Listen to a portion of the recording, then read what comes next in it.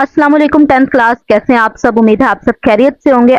आज हम डिस्कस करेंगे टॉपिक 14.5 सब्लिमेशन। सबसे पहले सब्लिमेशन की डेफिनेशन दी हुई है, डेफिनेशन स्टडी करते हैं। यहाँ से स्टार्ट हो रही है आपकी डेफिनेशन। क्या लिखा हुआ है? The direct conversion of solid to vapours without melting is called sublimation. उन्होंने कहा है कि अगर तो आपका सॉलिड डायरेक्टली कन्वर्ट हो जाए वेपर स्टेट में तो उसको आप कहते हैं ये सब्लिमेशन हो गई है। अब देखो, हमने एक बात पढ़ी थी कि आपका जो कन्वर्जन है, पहले सॉलिड होता है, सॉलिड से लिक्विड में कन्वर्ट होता है एंड लिक्विड से आपका गैस में कन्वर्ट होता है, यही पढ़ा था हमने। बट सब्लिमेशन क्या प्रोसेस होता है? सब्लिमेशन में आप क्या करते हैं, आपका जो सॉलिड है वो डायरेक्ट कन्वर्ट हो जाता है किस में? वेपर में, यानी कि गैसियस स्टेट में कन्वर्ट हो जाता है। मेल्टिंग वाली स्टेज इसके अंदर आती ही नहीं है। यानी कि इसके जो इंटरमोलिकुलर फोर्सेस होती हैं वो इतनी वीक सी होती हैं कि आप थोड़ी सी इसको हीट प्रोवाइड करोगे तो ये विदाउट मेल्टिंग डायरेक्ट कन्वर्ट हो जाएगा आपके गैसियस स्टेट के अंदर।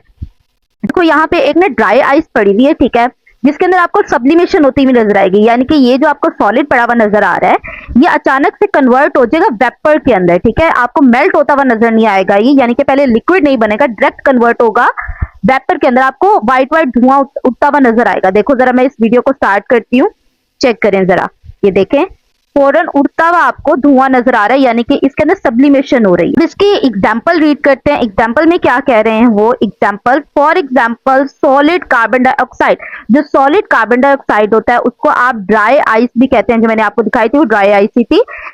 ड्राई आइस जो है चेंज हो जाती है directly to the gases carbon dioxide. Carbon dioxide के अंदर चेंज हो जाती है solid dry ice at room temperature. Room temperature पे ही ये सॉलिड कार्बन डाइऑक्साइड के अंदर चेंज हो जाती है without first melting to liquid state. यानी कि ये अगर सॉलिड ही है, सॉलिड हमारे पास ड्राई आइस है, तो डायरेक्ट किस में चेंज हो जाएगी? गैसियस स्टेट में चेंज हो जाएगी, यानी कि गैसियस कार्बन डाइऑक्साइड के अंदर चेंज हो जाएगी। मेल्ट होने की नौबत ही नहीं आएगी इसके अंदर। ये आपकी एग्जांपल है। आपने देखा होगा शादियों वगैरह के अंदर साइड पे रखा होता है जिसके अंदर से व्हाइट व्हाइट धुआं निकल रहा होता है। मैं आपको एक वीडियो दिखाती हूँ, आपको उससे अंदाजा होगा। ये देखो, एक वीडियो दिखाऊंगी, इसके अंदर ड्राई आइस डाली जा रही है, ठीक है। क्योंकि ऐसा जो है ना वेडिंग वगैरह में भी होता है, साइड्स पे रखी हुई होती है जो नीचे जैसे हॉरर मूवीज में भी नीचे जो धुआं धुआं आपको नजर आ रहा होता है फर्श पे, वैसा वो इससे बनाया जाता है। देखो, क्योंकि ये सॉलिड से डायरेक्टली कन्वर्ट हो जाता है हमारे वेपर स्टेट में। मैं वीडियो स्टार्ट कर रही हूँ, देखे जरा इसको। ये देखे, फौरन से स्टार्ट होके धुआं धुआं निकलना स्टार्ट हो गया है। देखो, इसके फर्श के ऊपर बिल्कुल ये धुआं धुआं आपको नजर आएगा, यानी कि वेपर स्टेट के अंदर फौरन से कन्वर्ट हो रहा है। अब इसकी सेकेंड एग्जांपल पे आते हैं। Another common example of sublimation is the disappearance of naphthalene balls. Naphthalene balls, बेटा वो वाली बॉल्स होती हैं घरों में जो गर्म कपड़े होते हैं ना, उसको इंसेक्ट्स वगैरह से बचाने के लिए नेफ्थलीन बॉल्स रखते हैं। उसके अंदर एक दवाई किस्म की होती है, लेकिन वो आहिस्ता आहिस्ता क्या होती है, वो डिसअपीयर हो जाती है। क्यों? क्योंकि वो सॉलिड की वो गोलियां सी होती हैं और वो अचानक से किस में कन्वर्ट हो जाती है? वेपर्स में कन्वर्ट हो जाती है। आपको वहां पे गीला गीला नजर नहीं आता, ठीक है, वो आराम से कन्वर्ट हो जाती है वेपर्स में, वो गुम हो जाती हैं। यहाँ पे भी यही लिखा हुआ है कि example of sublimation is the disappearance, गायब हो जाना, of the naphthalene ball which are use to keep the insects away from the woollen cloth, जो कि वुलन क्लॉथ के अंदर इंसेक्ट्स को दूर रखने के लिए रखी जाती है। जस्ट लाइक वेपोरेशन, वेपोरेशन की तरह ही सब्लिमेशन के अंदर हमें एनर्जी की जरूरत होती है। अब देखो, आपको पता है ना सॉलिड जो है वो किस में कन्वर्ट हो रहा है? गैस के अंदर कन्वर्ट हो रहा है। आपको पता है सॉलिड के अंदर क्या होती है? इंटरमोलिकुलर फोर्सेस होती हैं। अब सॉलिड से गैस के अंदर कन्वर्ट हो रहा है, यानी कि आपको हीट देनी पड़ेगी, तभी तो आपकी इंटरमोलिकुलर फोर्सेस टूटेंगी, और जब ये इंटरमोलिकुलर फोर्सेस टूटेंगी तभी तो ये गैस में कन्वर्ट होगा। तो इसका मतलब है सब्लिमेशन एक एंडोथर्मिक रिएक्शन है, ठीक है। एंडोथर्मिक रिएक्शन का मतलब होता है हमें इसे हीट प्रोवाइड करना पड़ेगी। ये आपने याद रखना, लिखा हुआ नहीं है, एंडोथर्मिक नहीं लिखा हुआ बट आगे लिखा हुआ है।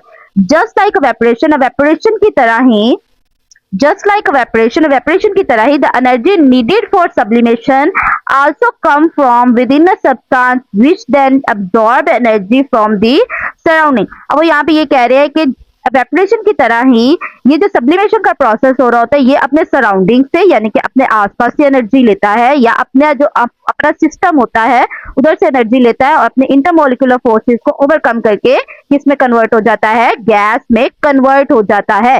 दिस एनर्जी, यानी इसको बहुत थोड़ी सी एनर्जी चाहिए होती है। जैसे वेपोरेशन को वेपोरेशन का प्रोसेस करने में बहुत थोड़ी सी एनर्जी चाहिए होती है ना, इसी तरीके से सब्लिमेशन के लिए भी बहुत थोड़ी सी एनर्जी चाहिए होती है हमें। This energy is sufficient to overcome the attractive forces of the neighboring molecules, which then accept into the vapour phase, ये थोड़ी सी एनर्जी इसको चाहिए होती है जो कि वो सराउंडिंग से या सिस्टम से ले लेता है। ठीक है, कहाँ से लेता है? सराउंडिंग से या सिस्टम से एनर्जी ले लेता है, और वो इतनी एनर्जी इसके लिए काफी होती है कि अपने इंटरमोलिकुलर फोर्सेस को तोड़ दे और तोड़ के किस में कन्वर्ट हो जाए? डायरेक्टली कन्वर्ट हो जाए, आपके वेपर फेज में कन्वर्ट हो जाए। ठीक है, अब आपने इसके अंदर अगर तो शॉर्ट क्वेश्चन में आ जाता है तो आप क्या क्या करेंगे? देखो, अगर तो शॉर्ट क्वेश्चन में आ जाता है तो आप पहले तो ये डेफिनेशन लिखोगे, ठीक है, ये वाली यहाँ से यहाँ तक। उसके बाद एक एग्जाम्पल लिख लेना, ठीक है, आपकी मर्जी, आप नेफ्थलीन बॉल वाली लिखना चाह रहे हो या कार्बन डाइऑक्साइड वाली लिखना चाह रहे हो। ये एक एग्जाम्पल लिख लिया आपने। ठीक, अगर आप शॉर्ट क्वेश्चन में लिख रहे हो तो आप ये बात लिख सकते हो, it is the endothermic process, क्योंकि इसको हीट रिक्वायर होती है। ठीक है, ये आप शॉर्ट क्वेश्चन में कर सकते हो, बाकी जो है आप पढ़ लो, लॉन्ग क्वेश्चन में आता है तो आप फिर सारा लिख लेना। नेक्स्ट मूव करते हैं डेपोजिशन पे। The process reverse to sublimation. Sublimation का जो रिवर्स प्रोसेस है, आप देखो सब्लिमेशन में क्या था, आपका सॉलिड जो है कन्वर्ट हो रहा था आपके गैसियस स्टेट में विदाउट मेल्टिंग। अब जो सब्लिमेशन था ये तो आपका हो गया। सब्लिमेशन में क्या हो रहा था, आपका जो एस था यानी कि आपका सॉलिड था वो कन्वर्ट हो रहा था आपके गैसियस स्टेट में। जो डेपोजिशन है वो रिवर्स है किसका? सब्लिमेशन का, यानी कि अब आपका ये गैस जो है वो डायरेक्टली कन्वर्ट हो जाएगी सॉलिड स्टेट में विदाउट मेल्टिंग, यानी कि लिक्विड वाली स्टेट ही नहीं आएगी और गैस जो है वो डायरेक्टली कन्वर्ट हो जाएगी आपके सॉलिड के अंदर। The reverse process of sublimation is called deposition, where a gas change directly into solid, जिसके अंदर गैस जो है वो कन्वर्ट हो जाती है डायरेक्टली किसके अंदर? सॉलिड के अंदर, without going into the liquid state, यानी कि लिक्विड स्टेट को ये स्किप ही कर देते हैं। आगे आपकी एग्जांपल स्टार्ट हो रही है फॉर्मेशन ऑफ फोर्स, यानी कि फोर्स फॉर्मेशन जो होती है, जो सर्दियों में हो रही होती है, वो असल में एग्जांपल किसकी है? डेपोजिशन की। फोर्स फॉर्मेशन में क्या हो रहा होता है, जो वेपर्स होते हैं यानी कि गैसियस स्टेट वो कन्वर्ट हो जाती है डायरेक्टली सॉलिड स्टेट के अंदर। ये वीडियो देखो आप लोग, इसमें फोर्स फॉर्मेशन हो रही है, यानी कि जो आसपास के वेपर्स हैं वो डायरेक्टली कन्वर्ट हो रहे हैं किसके अंदर? हमारे सॉलिड स्टेट के अंदर कन्वर्ट हो रहे हैं। देखो विंटर्स के अंदर नजर आ रहा है ना आपको, कैसे ये आसपास की जो वेपर्स हैं वो कन्वर्ट हो रहे हैं हमारे सॉलिड के अंदर, जो कि आपको इन लीव्स के ऊपर, इन ब्रांचेस के ऊपर नजर आ रही हैं। ठीक है, नेक्स्ट मूव करते हैं, ये क्विक चेक हम लास्ट पे करेंगे। ठीक है, एप्लीकेशन ऑफ सब्लिमेशन। अब सब्लिमेशन यूज कहाँ कहाँ होती है? सबसे पहले आपको बताया हुआ सॉलिड एयर फ्रेशनर्स में। एयर फ्रेशनर जो कि हम वॉशरूम में, कार्स में, कमरों में लगाते हैं, उसको वो एयर फ्रेशनर्स होते हैं और वो सॉलिड होते हैं।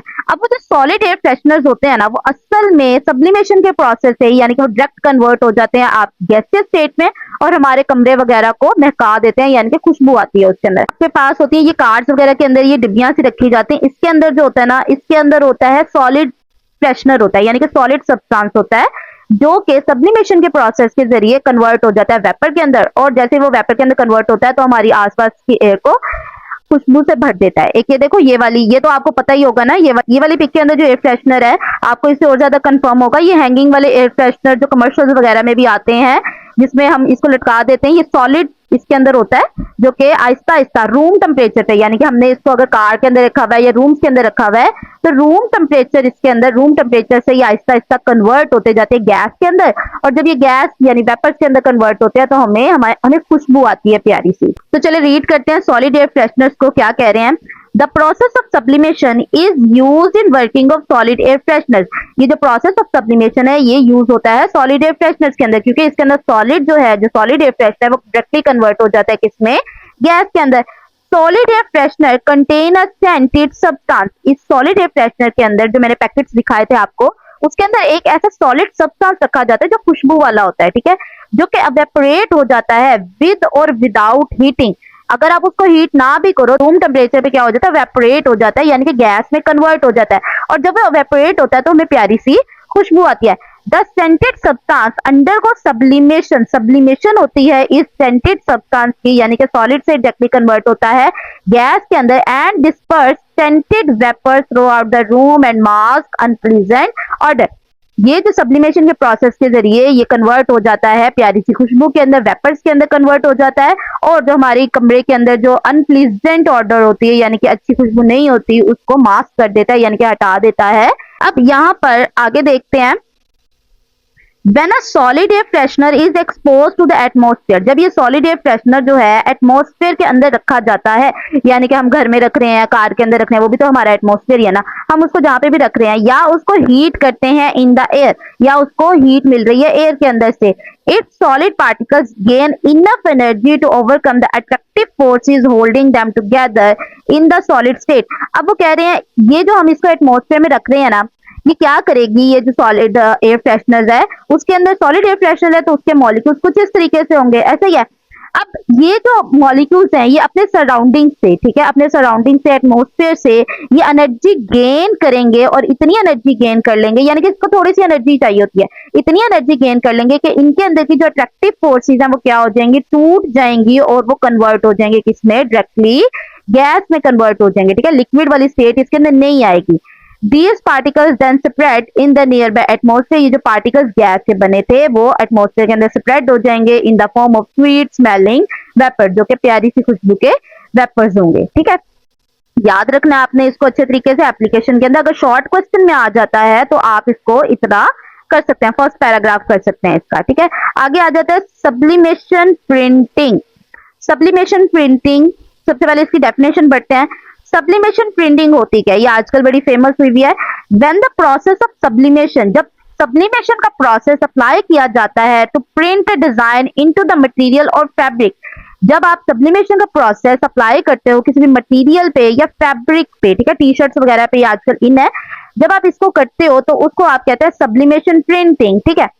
Essentially, the process involves printing that transfer a design into the fabric using ink or heat। अब इस प्रोसेस के अंदर छोटा सा बताया गया, अगर शॉर्ट क्वेश्चन में आता है सब्लिमेशन प्रिंटिंग तो आप इतना सा कर लेना, ठीक है।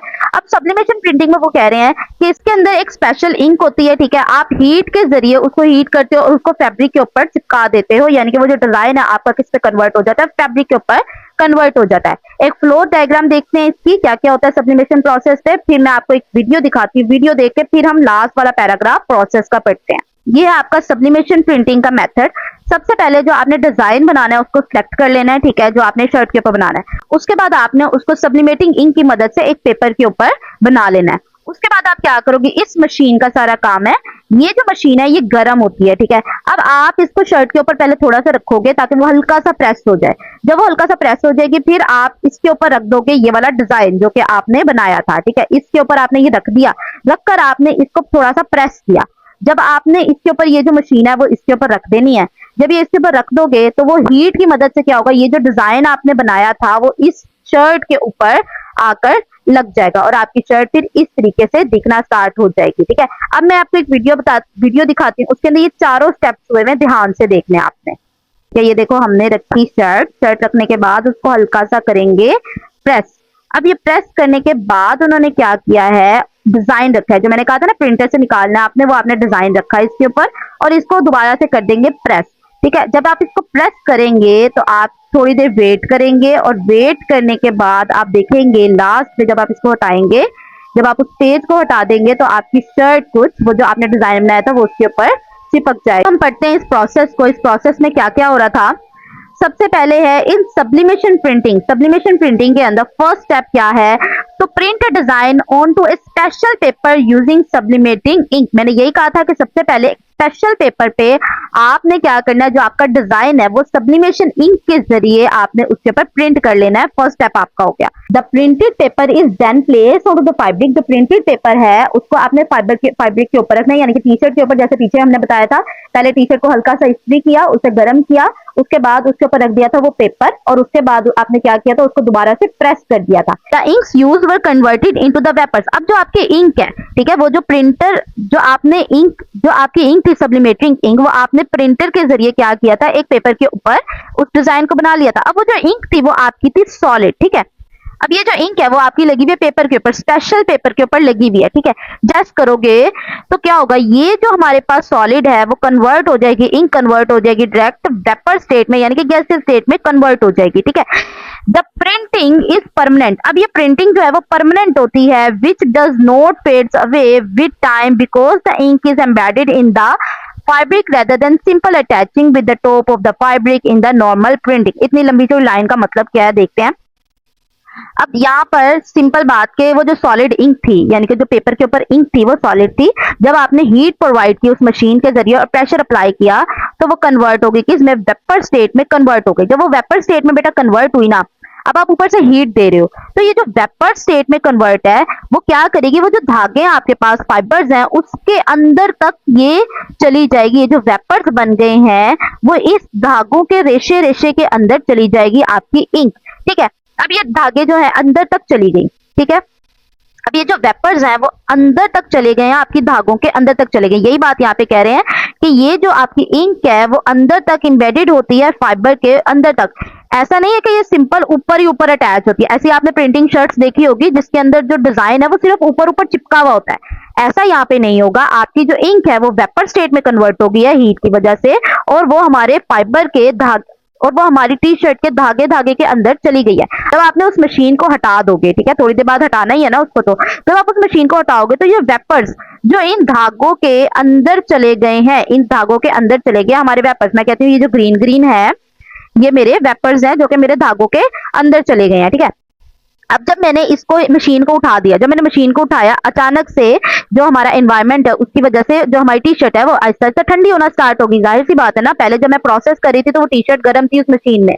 जब आपने मशीन उठा दी तो आपका जो सराउंडिंग है वो कूल होना स्टार्ट हो गया। जब ये कूल होना स्टार्ट हो जाएगा तो क्या हो जाएगा, ये जो वेपर्स थे जो इसके अंदर थे वो फिर दोबारा कन्वर्ट हो जाएंगे किसमें, सॉलिड स्टेट में कन्वर्ट हो जाएंगे, और हमारी जो प्रिंटिंग है वो परमानेंट ही रह जाएगी। उसके अंदर तक, रेशों के अंदर तक हमारी इंक चली गई है। The heat supplied during the process open up the pore. वो यही कह रहे हैं कि जो हमने हीट प्रोवाइड की थी यहाँ पर जो हमने हीट प्रोवाइड की थी उसको वो क्या करती है, धागों के अंदर तक के पोर्स को ओपन कर देती है, फाइबर्स के अंदर तक के पोर्स को। तो जो इंक होती है वो क्या हो जाती है, इस पोर्स के अंदर तक अप्लाई हो जाती है, क्योंकि हम ऊपर से प्रेशर भी दे रहे थे। ऐसे ही है, हम ऊपर से प्रेशर भी दे रहे थे। इस सारे को पढ़ने के बाद दोबारा से वीडियो दिखाऊंगी, दोबारा से आपको समझ आ जाएगी। Cool down and return to the solid form. उसके बाद क्या हुआ था कि जब आपने उसको कूल डाउन किया, यानी कि पहले देखो, दोबारा से देख लो, सॉलिड थी आपकी इंक, आपने उसको प्रेशर और हीट प्रोवाइड की। जब आपने उसको ऐसे करके मशीन को ऊपर से दबा के वो कन्वर्ट होगी वेपर स्टेट में, और वो किसके अंदर चली गई, धागों के अंदर तक चली गई।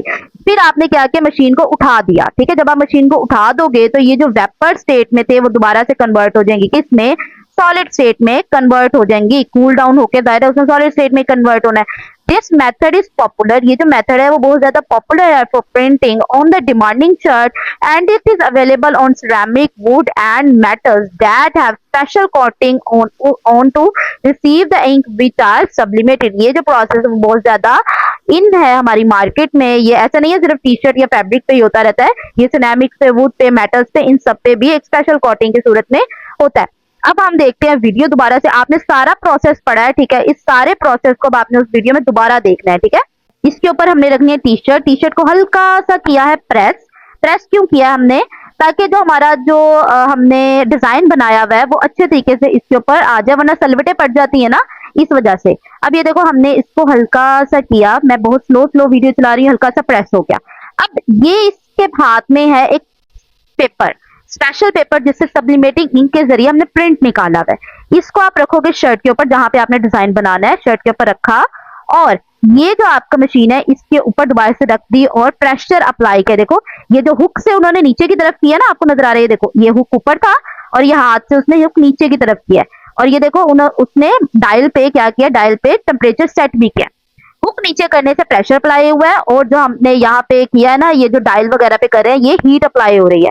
अब उसने थोड़ी देर के लिए इसको छोड़ दिया है, ठीक है। जब आप इसको छोड़ दोगे तो इस प्रोसेस में क्या होगा, जो सॉलिड इंक है वो कन्वर्ट हो जाएगी वेपर्स के अंदर, और प्रेशर की वजह से क्या हो रहा है, आपके जो फाइबर के जो पोर्स हैं वो ओपन हो जाएंगे, और जो इंक है वो आपके रेशे रेशे में, यानी कि आपके फाइबर के रेशे रेशे के अंदर चली जाएगी, ठीक है। पोर्स के अंदर चली जाएगी। अब जो इंक है वो वेपर स्टेट में और पोर्स के अंदर चली गई है, ठीक है। ये यहाँ तक ये प्रोसेस हुआ। अब हमने क्या किया, मशीन उठाई, उठाने के बाद पेपर हटाया, और ये मैंने बाहर निकाली अपनी शर्ट। जब मैंने अपनी शर्ट बाहर निकाली इस स्टेज पे, जब मैंने अपनी शर्ट बाहर निकाल ली तो जो इन्वायरमेंट है वो ठंडा है, जाहिर है, क्योंकि मशीन तो गर्म थी। जब ये इन्वायरमेंट से ठंडा हुआ, ठीक है, जब ये ठंडा हुआ तो ये जो वेपर वाली इंक थी, जो वेपर स्टेट में, वो जो इंक थी जो वेपर स्टेट में थी, वो कूल डाउन होने की वजह से किस में कन्वर्ट हो जाएगी, सॉलिड स्टेट में कन्वर्ट हो जाएगी। ठीक है, स्टडी करते हैं क्विक चेक को। 3 क्विक चेक दिए हुए हैं यहाँ पर। Does the change in temperature occur during the process of वेपरेशन।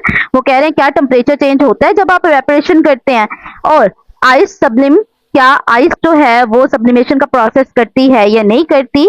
दूसरा, तीसरा, give one example each of the sublimation and deposition other than the mention in the text. वो कह रहे हैं एक सब्लिमेशन की एग्जांपल दें और एक डेपोजिशन की एग्जांपल दें जो कि बुक के अंदर नहीं दी हुई।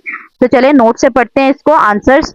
Question number 1, does the change in temperature occur during the process of वेपरेशन।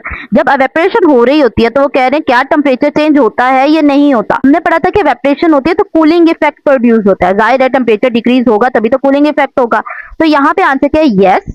During वेपरेशन, जब वेपरेशन होती है, टेम्परेचर यूजली डिक्रीज, क्योंकि टेम्परेचर जो है वो डिक्रीज कर जाता है because the fast energy molecules leave the liquid. क्योंकि जो हमने वेपरेशन में पढ़ा था कि जो सरफेस के मॉलिक्यूल्स हैं वो वाले वेपरेट कर जाते हैं जिनके पास ज्यादा एनर्जी आ जाती है। एनर्जी ज्यादा होगी तब वो वेपरेट करेंगे, और जब बाकी वाले एनर्जी जिनके पास एनर्जी कम होगी वो कूलिंग इफेक्ट प्रोड्यूस करवाएंगे, क्योंकि उनके पास तो एनर्जी कम थी। अगर उनके पास एनर्जी ज्यादा होती तो जाहिर है वो भी वेपरेट कर जाते।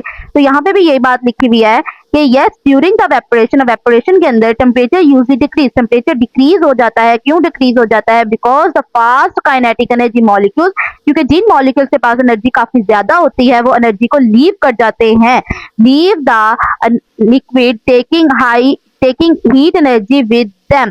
जो हीट एनर्जी उनके पास थी, ज्यादा हीट एनर्जी थी, वो लेके वो उड़ गए यानी कि चले गए, और जो बाकी सिस्टम हमारे बच गया वो ठंडा ठंडा वाला बच गया। दिस कॉज एवेपोरेटिव कूलिंग, जिसकी वजह से हमें ठंडा ठंडा एहसास होता है। आंसर इसका क्या है, यस। ठीक है, और रीजन बता दिया। डज द आइस सब्लिम, क्या आइस जो है वो सब्लिमेशन का प्रोसेस करती है, क्योंकि आइस जो है वो सॉलिड है। क्या आइस जो है डायरेक्ट गैस के अंदर कन्वर्ट होती है या नहीं होती। इसका आंसर क्या है, इसका आंसर है यस, होती है।